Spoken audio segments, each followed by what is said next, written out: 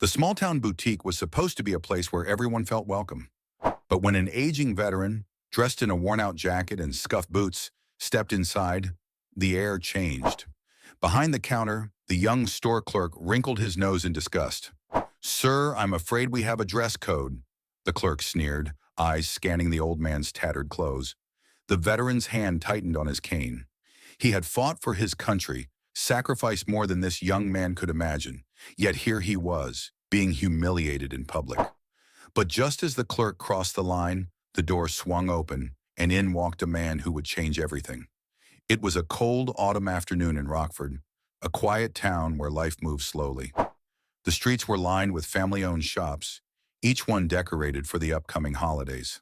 The boutique, regal attire, sat at the heart of the shopping district. It prided itself on catering to the finest clientele. Inside, Daniel Hart, a 72-year-old veteran, shuffled forward with his cane.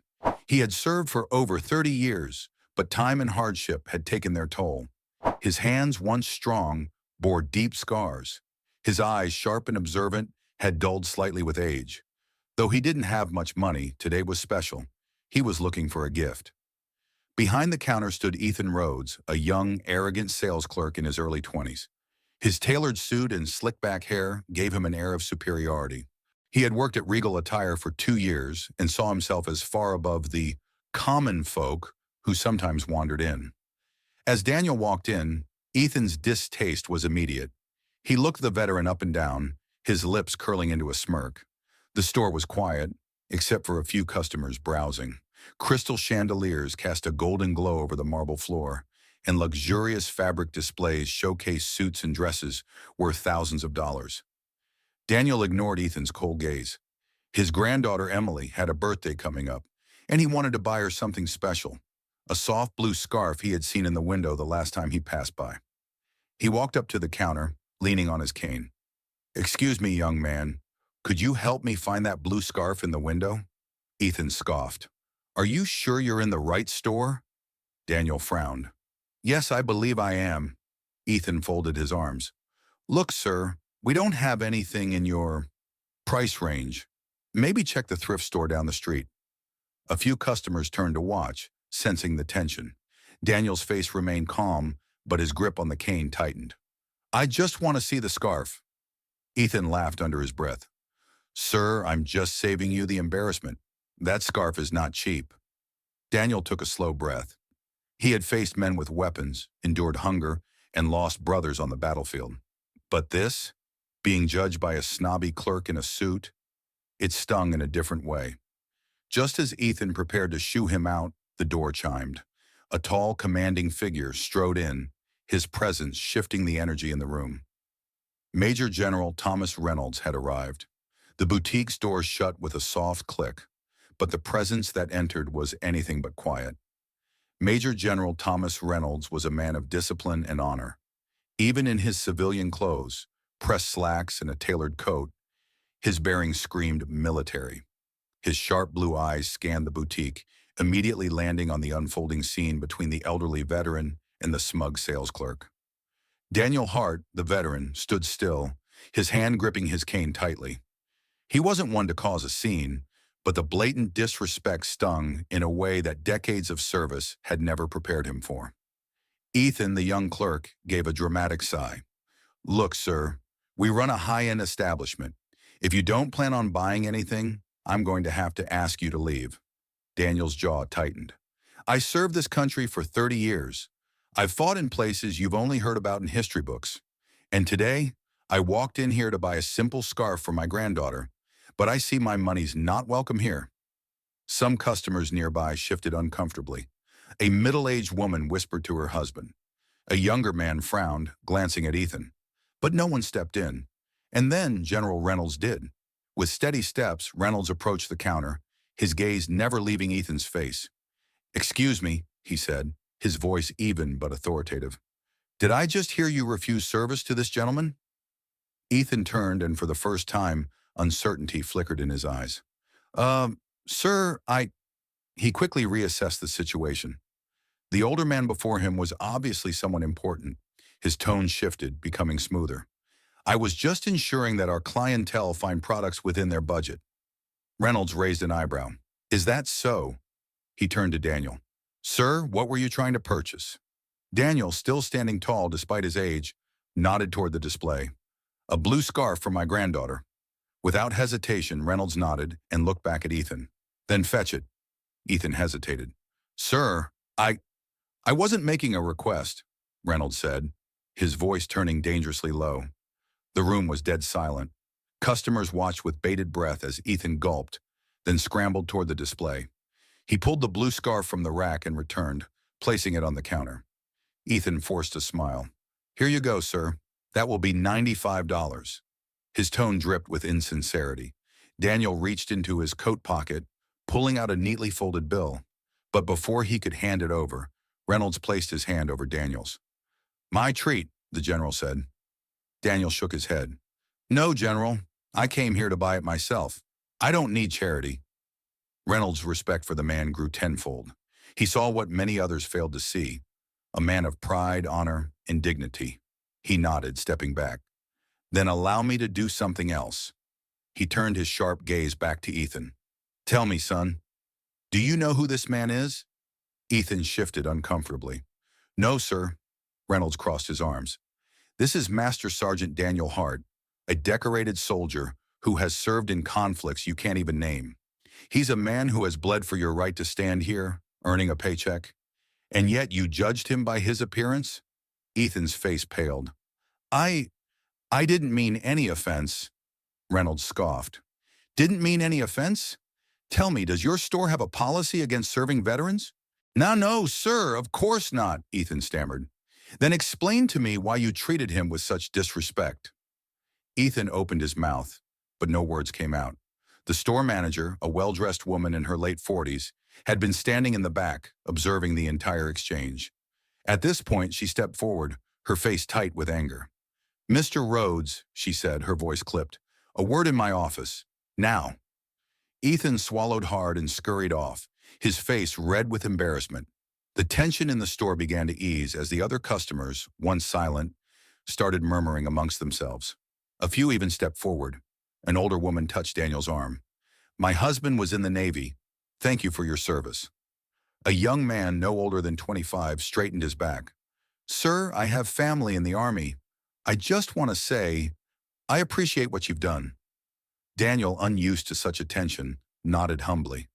I was just doing my duty. Reynolds smiled. And that's why men like you deserve respect. The store manager returned, her expression contrite. Mr. Hart, I deeply apologize for my employee's behavior. That is not how we treat our customers. Please allow us to gift you the scarf, free of charge. Daniel shook his head. That's not necessary. Reynolds spoke up.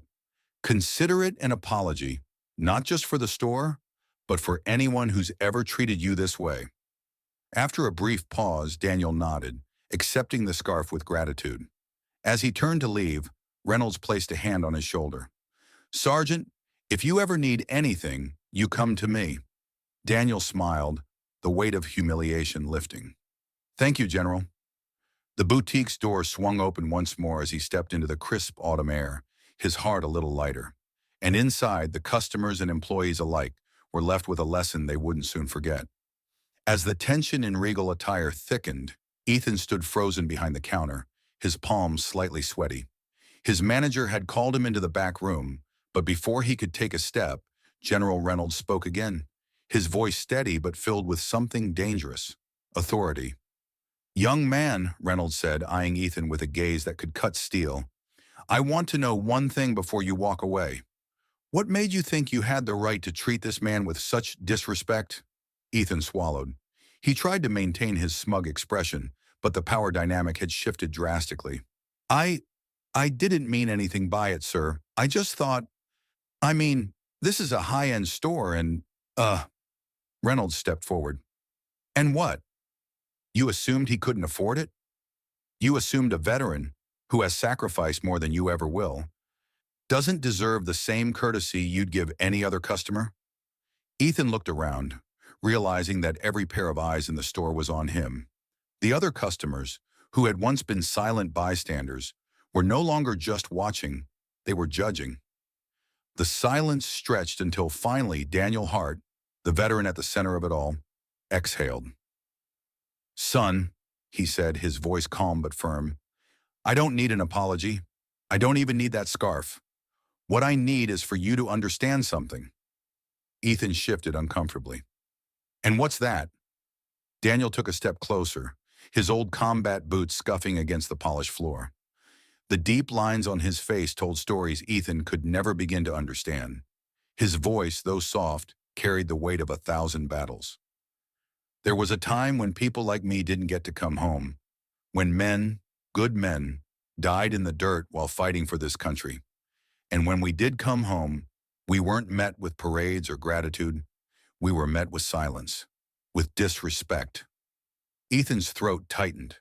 Daniel continued, "But we endured. Not for recognition, not for rewards, but because we believed in something bigger than ourselves. And today I see that some people still haven't learned the value of sacrifice." The weight of Daniel's words settled over the store like a thick fog. Then the store's glass doors suddenly swung open. A man in his late 40s stormed in, his face flushed with anger. He wore an expensive suit, his shoes polished to a mirror shine. "Ethan!" the man barked. Ethan's face went pale. "D-Dad!" General Reynolds turned slowly, his gaze scanning the man from head to toe. The resemblance was undeniable. Daniel's brows furrowed. "Who's this?" Ethan swallowed hard. "He's the owner of the store." The store owner, Charles Rhodes, stormed forward, his gaze locked on Reynolds and Daniel. "What the hell is going on here?" The store manager stepped in, nervously clutching a clipboard. "Sir, there was a situation." Charles' eyes snapped to Daniel, and his nose wrinkled as if he smelled something foul. "Was this man causing trouble?" Daniel didn't flinch, but Reynolds took a step forward. "He was trying to buy a scarf," the general said, his voice dangerously low. "Your employee, your son, thought he wasn't worthy of service." Charles' expression didn't change. If anything, his gaze became even colder. "And what of it?" "We have an image to maintain." The entire store went silent. A few gasps were audible, but no one dared to speak. Ethan flinched. "Dad!" Charles turned on him. "You don't speak right now. You should have called security instead of wasting time arguing with—" He waved a hand at Daniel dismissively. Something inside Reynolds snapped. Reynolds stepped forward, his entire frame towering over Charles. "That's enough," Charles scoffed. "And who do you think you are?" Reynolds' lips curled into something that wasn't quite a smile. "Major General Thomas Reynolds, U.S. Army, retired." The color drained from Charles's face. "You're—" "Yes," Reynolds said. "And let me make something very clear. If I ever hear of you or your son disrespecting a veteran again, I will personally ensure that every military family within 100 miles knows exactly what kind of establishment this is. And trust me when I say they will not be silent." Charles' jaw clenched. His arrogance flickered, but he still tried to hold his ground. "This is a private business. We serve who we want." Reynolds took another step forward, his voice steel. "You're right. You do serve who you want. And right now, the only thing stopping me from making sure you never serve another paying customer again is him." He pointed at Daniel. Charles turned to Daniel. "What?" Daniel, still calm, met Charles' gaze. "I didn't come here for a fight. I didn't come here for pity. I came to buy a scarf."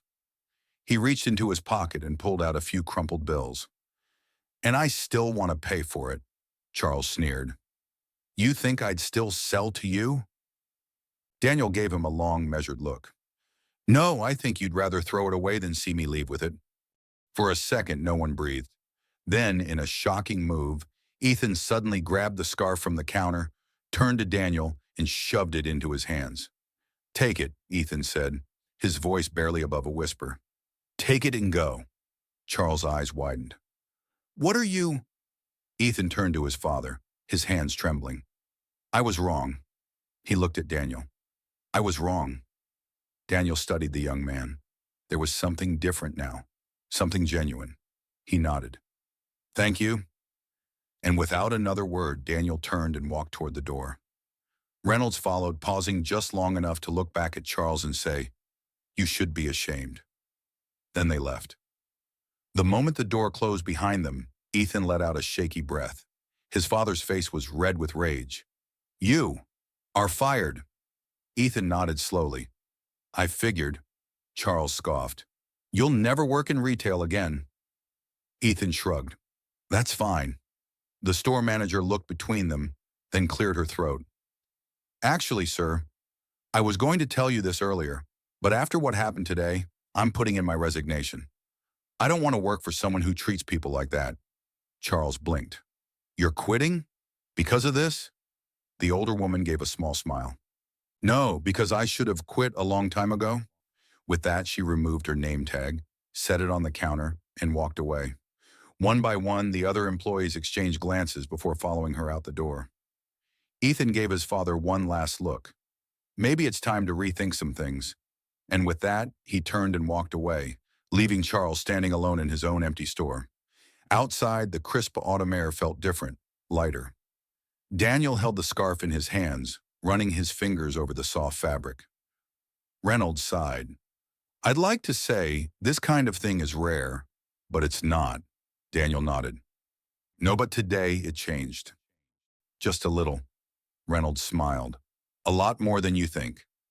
A few steps away, Ethan stood in the shadows, watching them. He had no job, no plan, but for the first time in a long time, he felt like he was finally on the right path. And with that, the three men, so different, yet now forever connected, went their separate ways, carrying a lesson that would never be forgotten. The fallout from the confrontation at Regal Attire spread through the town like wildfire. Word of what had happened reached people far beyond the boutique stores. Within days, the store saw a dramatic decline in customers.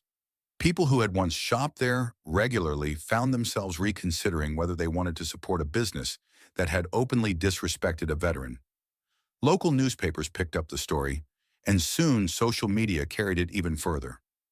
Comments poured in, many in support of Daniel Hart, others in disgust at how Charles Rhodes and his son Ethan had treated him. But while Charles fumed and blamed everyone, Ethan took a different path. For the first time in his life, Ethan was forced to reflect. Losing his job hadn't been the punishment his father thought it would be. It had been a liberation.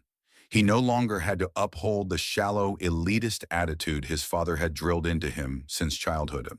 Ethan had spent years believing his worth came from appearances, how expensive his clothes were, how well he presented himself, how much he could look down on others who didn't fit the standard.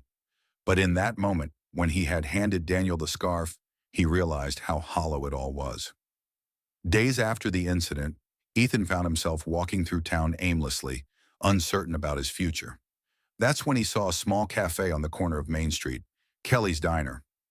A help wanted sign was taped to the window. Without thinking, he stepped inside. The owner, a kind-looking woman in her 50s, glanced up from behind the counter. "Can I help you?" Ethan hesitated.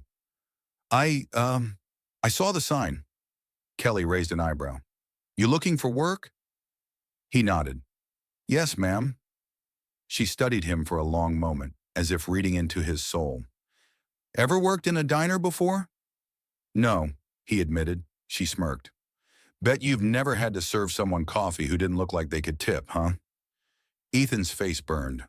Kelly chuckled. "Honesty's good. Means you're trying to change. You start tomorrow, 6 a.m. sharp." And just like that, Ethan began his first real job. Not one handed to him by his father, but one where he had to earn his place. Meanwhile, Daniel went about his days much the same as before. He still took morning walks, still visited the Veterans Center, still spent weekends with his granddaughter Emily. But something had changed. A week after the incident, Daniel received a letter in the mail. The return address was from a law firm. Frowning, he opened it. His eyes widened as he read. It was from Regal Attire's corporate office. Apparently, after the story broke, the higher-ups had launched an investigation. They had received numerous complaints about Charles Rhodes, his treatment of customers, his discrimination against lower-income buyers, and even his mistreatment of employees. The letter informed Daniel that, as a gesture of apology, the boutique was offering him a lifetime discount on any item in their stores. Daniel laughed. After all that, they thought he'd still shop there? But at the bottom of the letter, something else caught his attention. Charles Rhodes had been removed as the store owner. Corporate had bought him out, effectively shutting him down. Daniel set the letter down, exhaling. It wasn't revenge, it wasn't justice. It was simply the natural consequence of arrogance. And yet, he felt no satisfaction in it. Instead, he folded the letter, tucked it away, and picked up the blue scarf he had bought that day. He had already given it to Emily, but she had insisted on letting him keep it. Said she wanted him to have something special after everything he'd been through. He ran his fingers over the fabric, feeling its softness. In the end, all he had wanted was respect. And though it hadn't come from where he expected, he had found it in places he never imagined. A few weeks later, Daniel was sitting at a park bench when someone approached. "Mr. Hart?" Daniel looked up. Ethan. The young man was different now.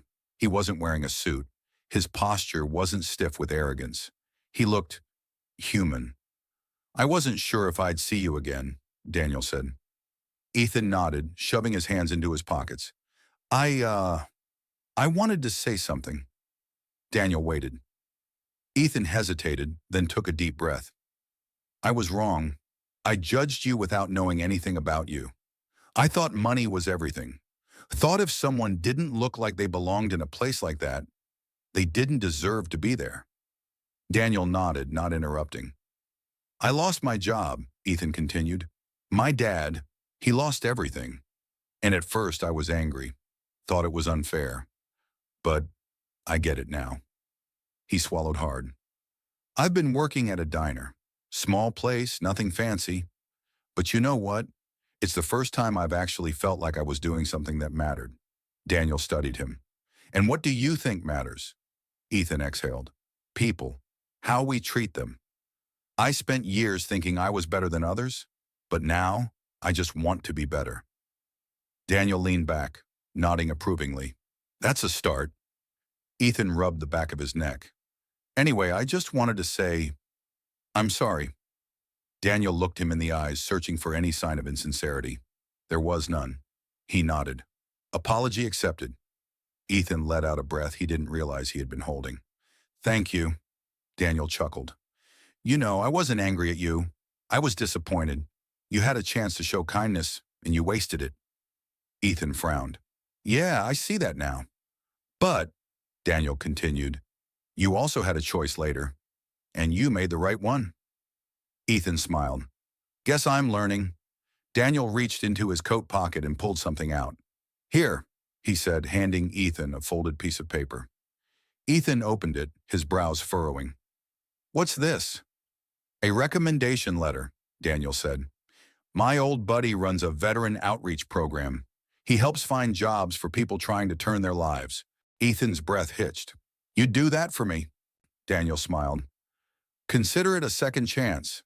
Ethan stared at the paper, overwhelmed. Then for the first time in his life, he did something completely unfamiliar. He saluted. Daniel chuckled. "Good start, son. Good start." The incident at Regal Attire became a story that lived on in town for years.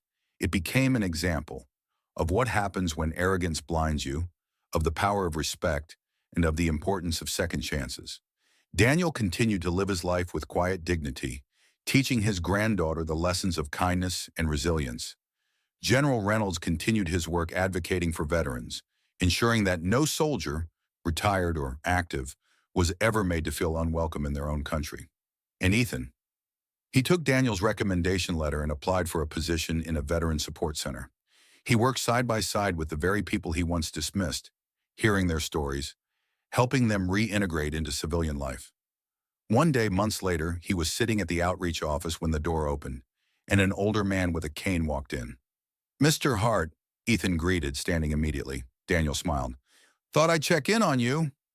Ethan grinned. "Well, sir, I'd say you did one hell of a job." Daniel nodded, tipping his cap. "That's all any of us can do." As he turned to leave, Ethan called after him. "Hey, Sergeant." Daniel paused. Ethan stood a little straighter. "Thank you." Daniel gave him one last knowing smile, and with that, he walked out into the world, leaving behind a young man forever changed, a young man who finally understood the weight of sacrifice and the power of respect. Thank you for watching. If you enjoyed this emotional story, and make sure to hit that subscribe button and turn on notifications so you never miss an inspiring story. Don't forget to leave a comment and share your thoughts about the story.